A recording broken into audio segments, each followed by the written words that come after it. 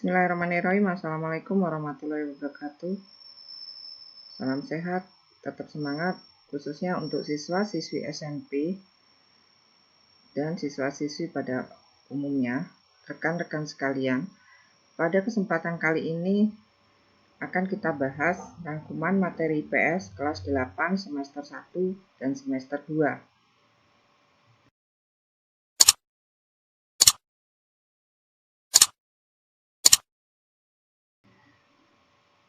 Video ini berisi rangkuman materi IPS semester 1 dan semester 2 kelas 8. Bab 1, interaksi keruangan dalam kehidupan di negara-negara ASEAN. Yang akan kita pelajari untuk materi IPS kelas 8 semester 1 dan semester 2 ada 4 bab. Bab yang pertama, interaksi keruangan dalam kehidupan di negara-negara ASEAN. Bab kedua, pengaruh interaksi sosial terhadap kehidupan sosial dan kebangsaan. Bab ketiga adalah keunggulan dan keterbatasan antar ruang pengaruhnya terhadap kegiatan ekonomi, sosial, budaya di Indonesia dan ASEAN. Bab keempat,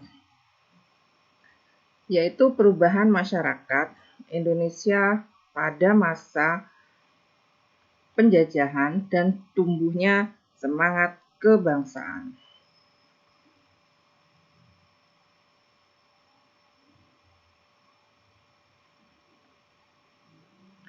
Kemudian, A adalah mengenal negara-negara ASEAN.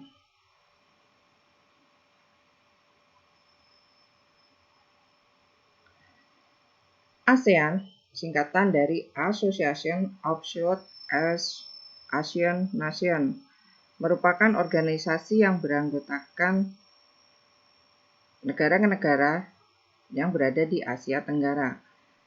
ASEAN berdiri pada tanggal 8 Agustus 1967 di Bangkok, Thailand. ASEAN diprakarsai 5 negara yaitu adalah Indonesia, Malaysia, Filipina, Singapura, dan Thailand. Saat ini ASEAN beranggotakan 10 negara, yaitu Indonesia, Malaysia, Filipina, Singapura, Thailand, Brunei Darussalam, Vietnam, Myanmar, dan Kamboja. Yang pertama adalah letak geografis negara-negara ASEAN. Letak geografis menunjukkan letak suatu daerah dilihat dari kenyataan yang ada di bumi dan dibandingkan dengan posisi lainnya. Berdasarkan letak geografis, ASEAN terletak di antara 2 benua dan 2 samudra. 2 samudra yaitu Samudra Hindia dan Samudra Pasifik. Sedangkan 2 benua yaitu benua Asia dan benua Australia. Yang kedua, kita pelajari tentang letak koordinat ASEAN. Letak koordinat adalah titik yang berpedoman pada garis latitude yaitu garis lintang dan longitude yaitu garis bujur suatu daerah pada peta. Letak koordinat sering disebut dengan letak astronomis. Sedangkan letak astronomis negara-negara ASEAN adalah 28 derajat lintang utara sampai 11 derajat lintang selatan. Kemudian garis bujurnya adalah 93 derajat bujur timur sampai 141 bujur timur. Yang B, interaksi antar negara-negara ASEAN.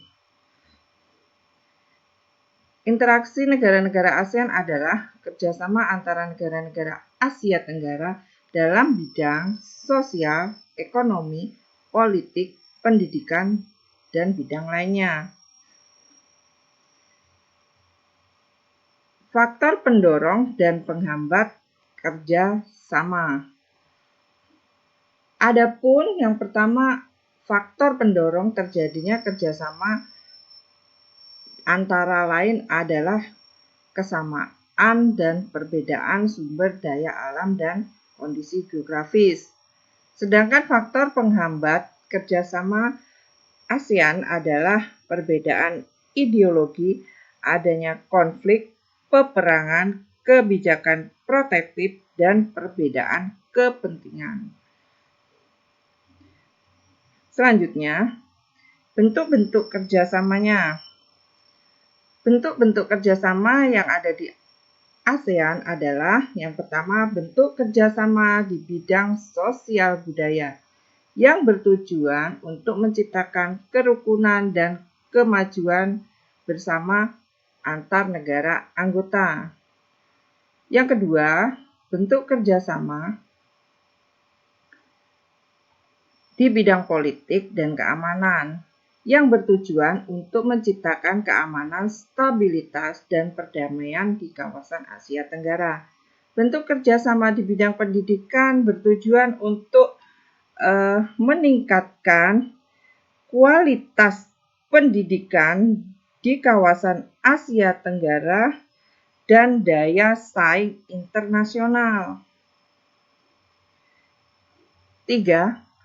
Pengaruh kerjasama terhadap kehidupan di ASEAN. Negara-negara di kawasan Asia Tenggara sepakat akan membentuk pasar tunggal. Pasar tunggal ini dikenal dengan sebutan Masyarakat Ekonomi ASEAN atau MEA. Dengan adanya MEA, suatu negara dapat menjual barang atau jasa ke negara anggota ASEAN dengan mudah.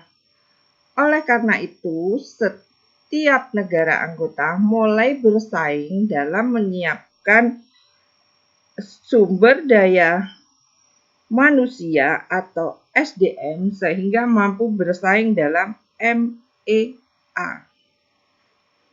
Yang keempat, upaya-upaya peningkatan kerjasama di antara negara-negara ASEAN.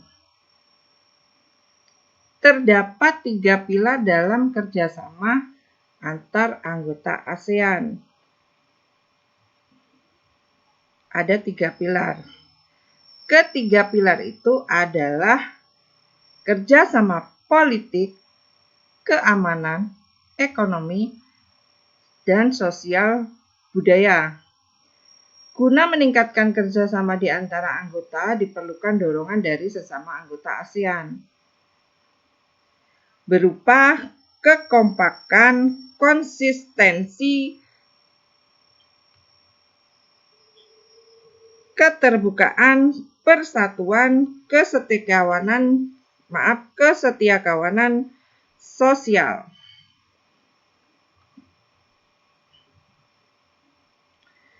Sekarang kita lanjut, yaitu C, pengaruh perubahan dan interaksi keruangan terhadap kehidupan di negara-negara ASEAN. Yang pertama, perubahan ruang dan interaksi antar ruang akibat faktor alam. Yang dimaksud dengan perubahan akibat faktor alam di sini adalah iklim, kemudian geologi, dan faktor sumber daya. Sebagian besar wilayah negara ASEAN dipengaruhi oleh iklim matahari, muson, dan iklim fisis. Yang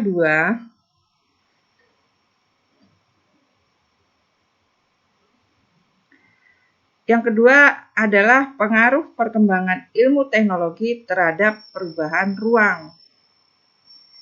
Kemudahan dalam melakukan aktivitas dalam kehidupan sehari-hari tidak lepas dari perkembangan iptek, ilmu dan teknologi.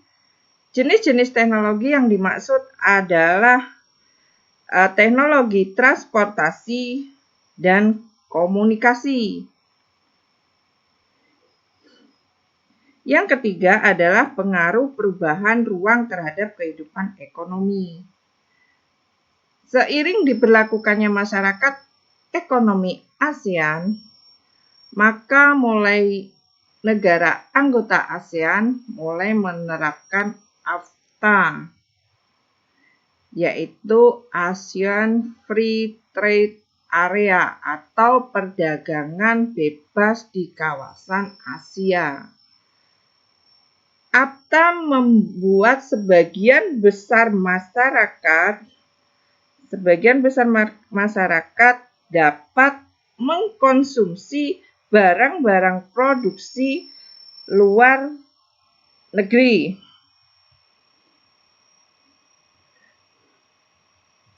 Kemudian, yang keempat, pengaruh konvensi lahan pertanian ke industri dan pemukiman terhadap perubahan ruang dan interaksi antar ruang.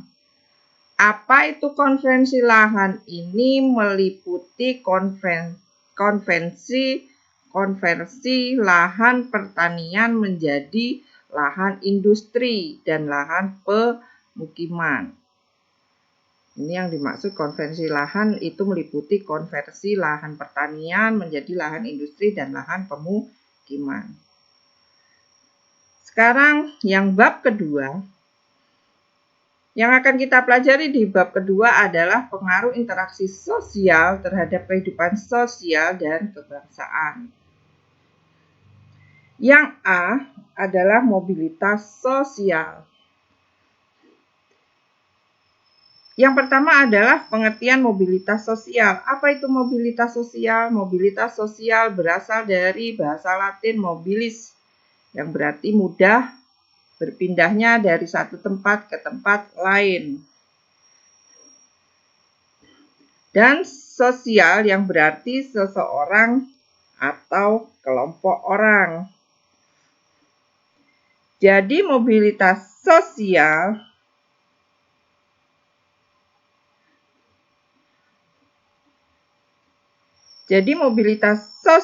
dapat diartikan sebagai perpindahan seseorang atau kelompok orang dari satu posisi ke posisi yang lainnya. Yang kedua adalah bentuk-bentuk mobilitas sosial. Ada dua bentuk mobilitas sosial, yaitu mobilitas vertikal dan mobilitas horizontal. Adapun mobilitas sosial dapat terjadi karena faktor struktural, individu, sosial, ekonomi, politik, dan faktor kemudahan akses. Namun demikian, mobilitas sosial dapat terhambat dengan adanya faktor kemiskinan dan faktor diskriminasi. Mobilitas sosial yang keempat adalah tentang saluran-saluran mobilitas sosial. Setiap orang tentu menginginkan mobilitas sosial secara vertikal untuk meningkatkan status dalam masyarakat. Saluran-saluran dapat dilalui dalam mobilitas sosial antara lain lewat jalur pendidikan, organisasi politik, organisasi ekonomi, dan organisasi profesi. Yang kelima adalah dampak mobilitas sosial. Apa dampak mobilitas sosial?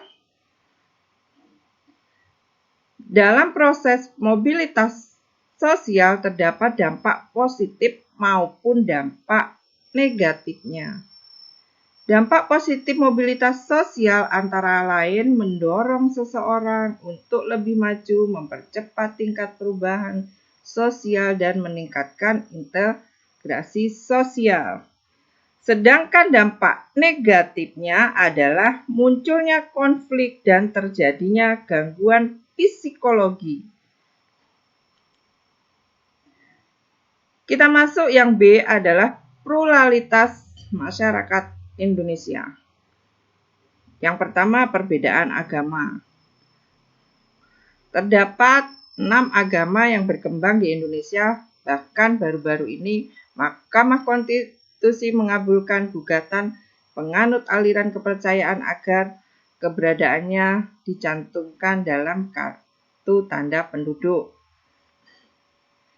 Dengan adanya perbedaan agama dan meningkatkan rasa toleransi di antara umat beragama, meskipun cara mereka berbeda-beda dalam upacara peribadatan, tetapi tujuannya sama, yaitu Tuhan Yang Maha Esa.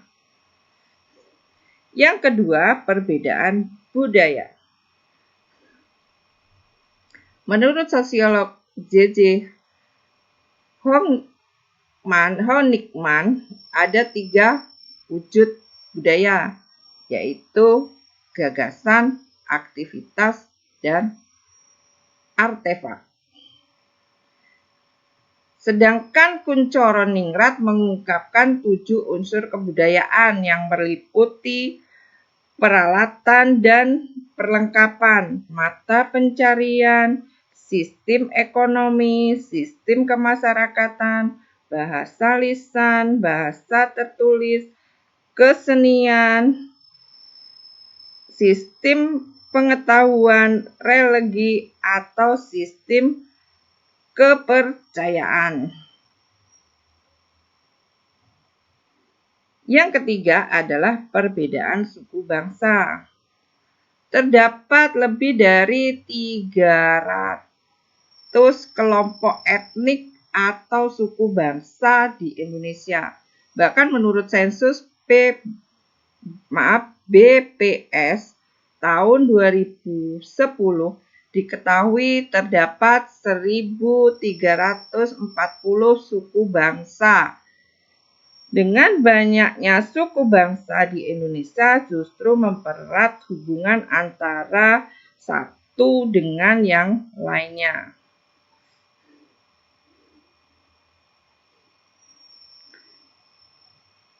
Sekarang adalah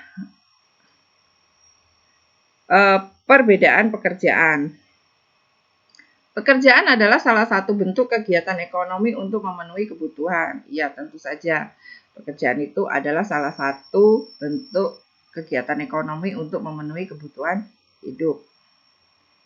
Setiap orang memiliki keterampilan yang berbeda-beda sehingga pekerjaan yang mereka lakukan pun berbeda. Ini dilihat dari perbedaan pekerjaan. Kemudian yang terakhir, peran dan fungsi keragaman budaya. Yang A adalah sebagai daya tarik bangsa asing. B. Mengembangkan kebudayaan nasional. C. Tertanamnya sikap toleransi. D. Mendorong inovasi kebudayaan.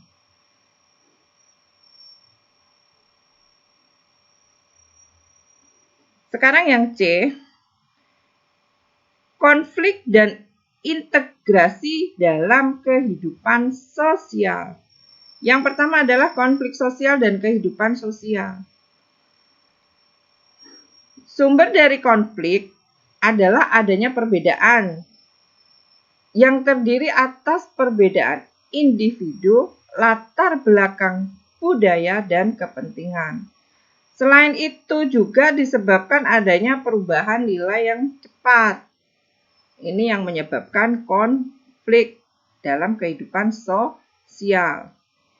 Integrasi sosial merupakan proses yang terjadi di masyarakat dalam menyesuaikan unsur-unsur yang berbeda menjadi satu kesatuan. Kita lanjutkan ke bab yang ketiga, yaitu keunggulan dan keterbatasan antar ruang pengaruhnya terhadap kegiatan ekonomi, sosial, budaya di Indonesia dan ASEAN.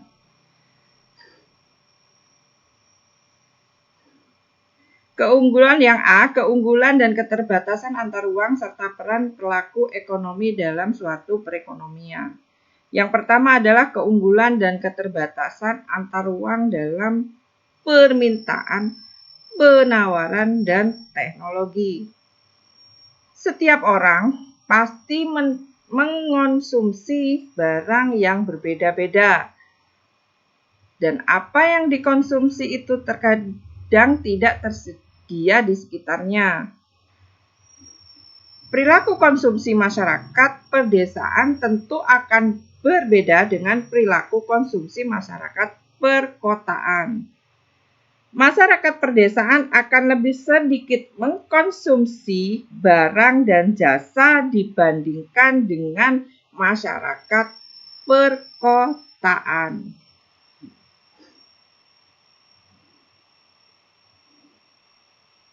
Yang ketiga, peran pelaku ekonomi dalam perekonomian. Konsumen membutuhkan barang dan jasa yang dihasilkan oleh perusahaan. Dalam hal ini, konsumen memiliki dua peran, yaitu sebagai konsumen dan faktor produksi. Di antara produsen dan konsumen, ini terdapat distributor yang berperan sebagai penyalur barang dan jasa. Yang B adalah perdagangan antar daerah atau antar pulau dan perdagangan internasional. Perdagangan antar daerah atau antar pulau. Yang pertama, jumlah penduduk di Indonesia menurut data Departemen Dalam Negeri tahun 2004 adalah sebanyak 17.504 buah. Kemudian 7.870 diantaranya telah memiliki nama, sedangkan 9.634 belum memiliki nama. Sedangkan pulau yang sudah berpenghuni sekitar 6.000 pulau.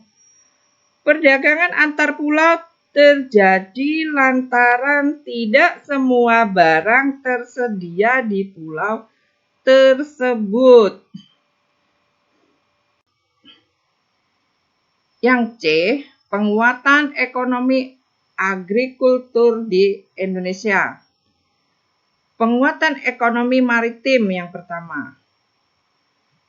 Sekitar 75% wilayah Nusantara terdiri atas lautan atau perairan.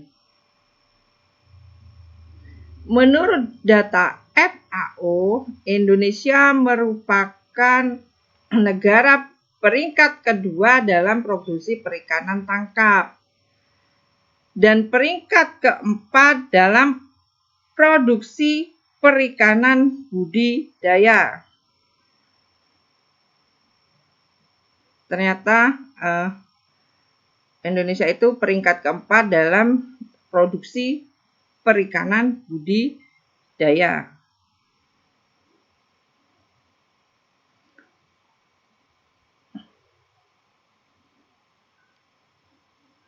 Yang kedua, penguatan agrikultur di Indonesia. Agrikultur merupakan kegiatan pemanfaatan sumber daya alam hayati. Digunakan agar menghasilkan bahan pangan, bahan baku, industri, dan sumber energi. Pengembangan agrikultur di Indonesia dilakukan dengan cara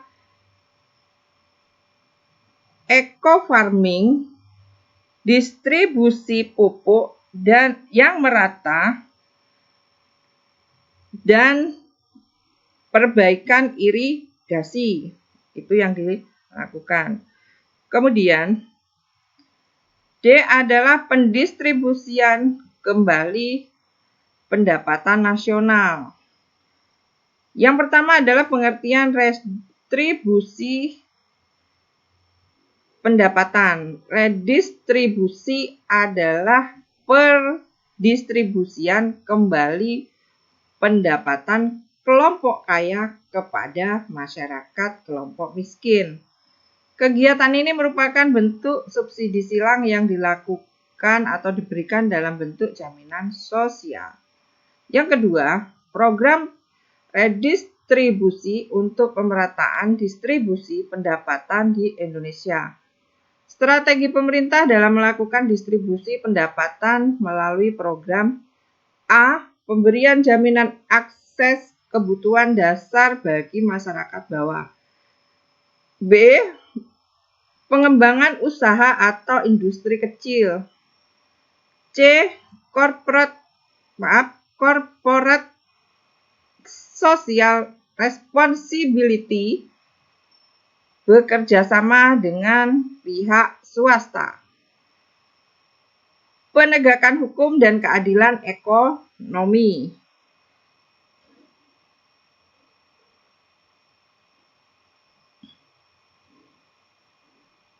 Kemudian, 3. Beberapa alternatif praktik redistribusi pendapatan di Indonesia. Sedangkan alternatif redistribusi pendapatan yang dilakukan oleh pemerintah dengan jalan subsidi silang mengefektifkan pengenaan pajak. Bab 4. Perubahan masyarakat Indonesia pada masa penjajahan dan tumbuhnya semangat kebangsaan. Yang A adalah kedatangan bangsa Barat ke Indonesia. 1. Latar belakang kedatangan bangsa Barat. Kedatangan bangsa Barat, yaitu bangsa Eropa ke Indonesia, dilatar belakangi oleh kekayaan alam Indonesia, adanya motivasi, glory, dan gospel oleh bangsa Eropa. Berkembangnya revolusi industri. Yang kedua, kedatangan bangsa Barat ke Indonesia. Kedatangan bangsa Eropa ke Indonesia tidak dapat terlepaskan dengan A. Berkembangnya teori heliosentris, di mana matahari sebagai pusat tata surya. B. Kemajuan ilmu dan teknologi dengan ditemukannya kompas dan transportasi laut. C. Keinginan untuk mencari pusat rempah-rempah. Adapun bangsa Eropa yang berlayar sampai ke Indonesia adalah bangsa Portugis, Spanyol, Belanda, dan Inggris.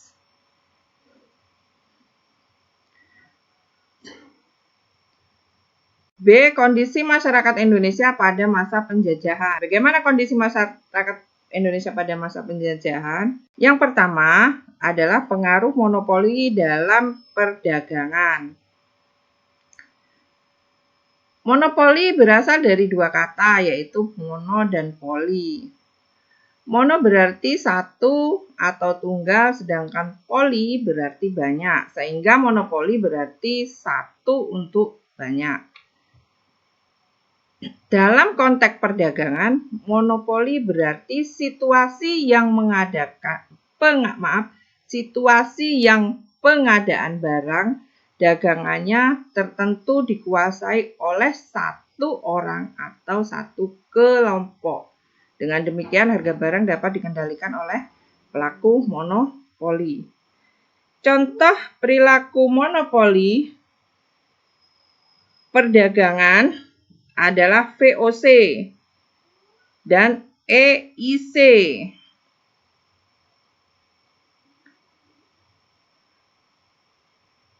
Yang ketiga, pengaruh kebijakan kerja paksa. Mendengar istilah kerja paksa, kita pasti membayangkan suatu pekerjaan yang dilakukan dengan pemaksaan oleh pihak tertentu. Dalam hal ini, pasti ada majikan yang memaksa kehendak dan ada pula pekerja yang bekerja secara terpaksa. Pada zaman penjajahan Belanda, rakyat Indonesia pernah mengalami kerja paksa yang dikenal dengan nama kerja rodi. Yang ketiga adalah pengaruh sistem sewa tanah.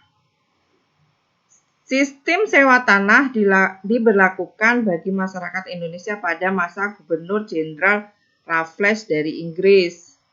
Sistem sewa tanah ini dikenal dengan nama land rate system dengan ketentuan sebagai berikut. Petani harus menyewa tanah, padahal petani adalah pemilik tanah. Harga sewa tanah ditentukan oleh pemerintah Inggris yang ada di Indonesia. Pembayaran sewa tanah dilakukan dengan uang tunai.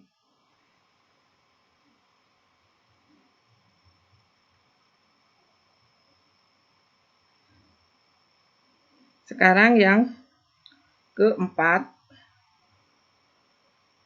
adalah pengaruh sistem tanam paksa.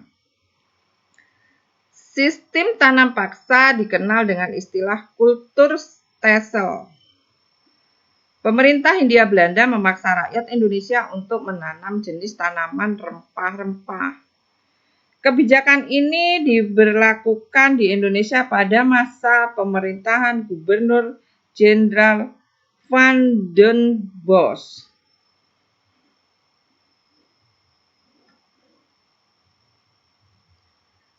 Kemudian, yang kelima adalah bagaimana perlawanan terhadap kolonialisme dan imperialisme. Kedatangan bangsa Eropa ke Indonesia ternyata mengakibatkan penderitaan bagi masyarakat. Penderitaan ini terjadi di berbagai aspek kehidupan. Sebagai reaksi dari penderitaan dan berbagai kebijakan yang merugikan masyarakat, maka terjadilah perlawanan di berbagai daerah. Yang pertama adalah latar belakang munculnya nasionalisme di Indonesia. Apa itu nasionalisme? Nasionalisme di Indonesia muncul disebabkan adanya faktor dari dalam dan luar negeri. Faktor dalam negeri misalnya penderitaan rakyat, rasa senasib, dan sepenanggungan kegagalan perjuangan kedaerahan. Sedangkan faktor luar negeri adalah misalnya munculnya paham pan-islamisme, sosialisme, liberalisme, demokrasi.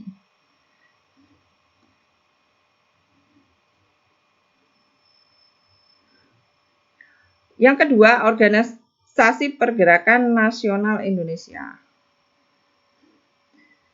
Kebangkitan nasional adalah masa lahirnya kesadaran bangsa Indonesia untuk berjuang secara bersama-sama. Kebangkitan nasional diawali dengan lahirnya organisasi modern yaitu Budi Utomo. Kemudian berdiri pula Serikat Islam, Serikat Dagang Islam, Indise Partai, Perhimpunan Indonesia, dan sebagainya. 3. Pergerakan nasional pada masa pendudukan Jepang. Perang Dunia Kedua di Asia berdampak pada berakhirnya penjajahan Belanda di Indonesia. Namun bukan berarti bangsa Indonesia bebas dari penjajahan, karena bangsa Indonesia dijajah oleh Jepang. Pada zaman Jepang, bangsa Indonesia tetap menderita, apalagi Jepang menerapkan kerja paksa yang dikenal dengan nama Romusha. Namun pada saat Jepang mulai terdesak oleh sekutu dalam Perang Dunia Kedua, sikap Jepang mulai melunak. Demikianlah rangkuman materi IPS kelas 8, semester 1 dan semester 2. Semoga bermanfaat buat kita semua. Saya akhiri. Wassalamualaikum warahmatullahi wabarakatuh.